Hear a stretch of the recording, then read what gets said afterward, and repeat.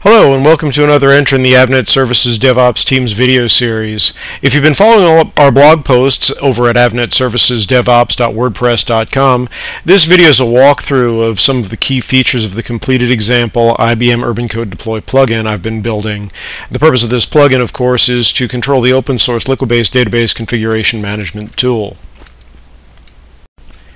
Over the course of this video, I'm just going to illustrate the functionality of what I've built by using a couple of what UrbanCode Deploy would refer to as ad hoc processes to exercise the plugin steps.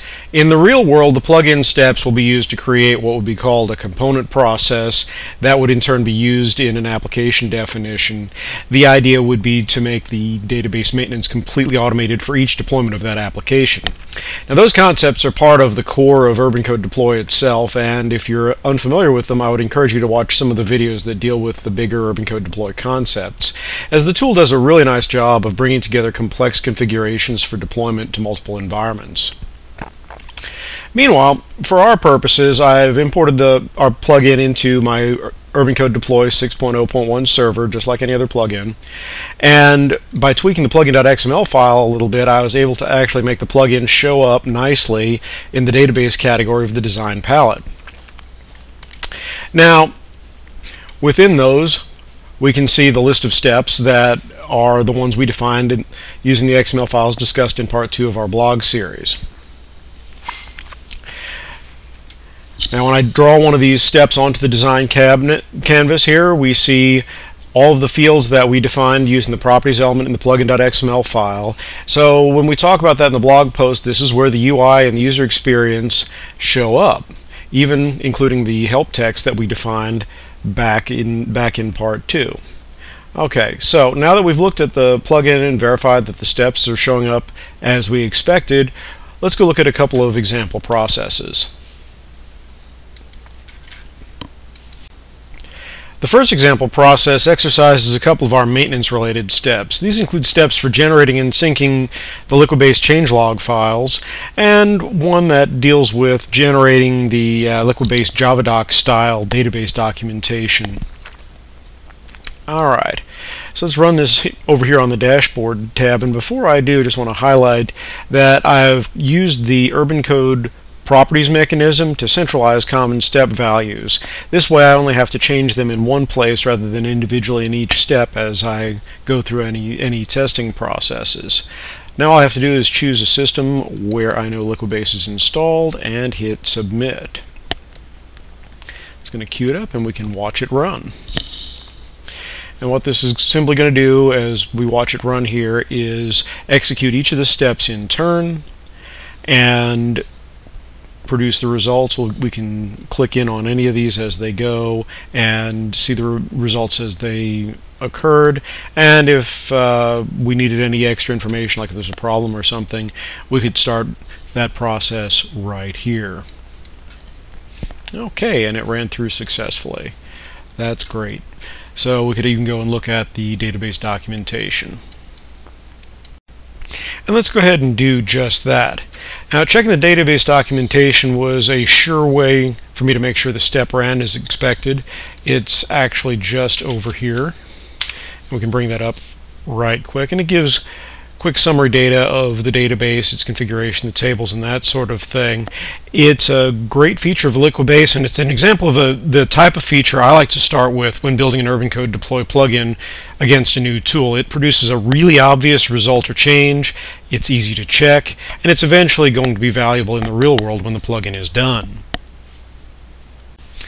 Okay, so let's take a look at the other process. This one is less about maintenance and more about the core change management workflows that Liquibase enables you to automate. This process exercises Liquibase's ability to apply the changes and rollbacks actually to the database. In my plugin right now, I've got a variety of steps that do this. They exercise Liquibase's ability to do the updates, which is the Liquibase term for applying a change to the database. Test rollback processes before applying updates, and of course rolling back changes. So this process is designed to exercise the capabilities, and it actually does two update rollback cycles using two different approaches. The first one uses the step that tests the rollback process before applying the update, and then rolls it back so that we can subsequently do a plain old update and roll that back. And if it all runs, then we know we've got the ability to apply updates and roll them back and have the steps within Liquibase working properly. Now, before I can fire the process, I need to add a change set to my Liquibase changelog file. Now, to ensure some cleanliness, I'm just going to use a pre-done change set, and I'm going to add that to the changelog file that we generated a couple of minutes ago with the first process. So we'll just do a quick copy and paste in the handy-dandy text editor here. Just grab it, and for those unfamiliar with Liquibase, the way that Liquibase tracks its changes is in a change set XML file. That's this long file here, and I'm just going to append a crafted change set to that file, which has some basic identifying information, and all it does to translate it is create a table named foobar, adds a column to it, and then has some instructions for how the rollback is supposed to work. So it's all pre-specified and ready to run for our plugin. So with that, we can go back to the UrbanCode Deploy tool and go to the dashboard, choose our target system with Liquibase installed, and click Submit.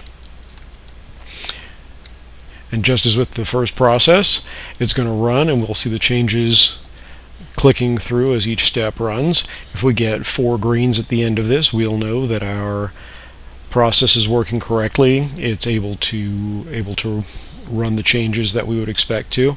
And if we were to use these steps in a running process as part of an application deployment, we would be able to go in, we would be able to confidently use Liquibase to manage the changes and manage the deployment of those changes to our various environments. So that's pretty good and pretty handy. So it ran through clean as predicted. Again, we can go in and see the output, and that Liquibase is acknowledging that everything is successful, which is what we like to see. Okay, so that's about it. I hope you found this video and the associated blog post series helpful. As always, we welcome feedback and love to interact with the community.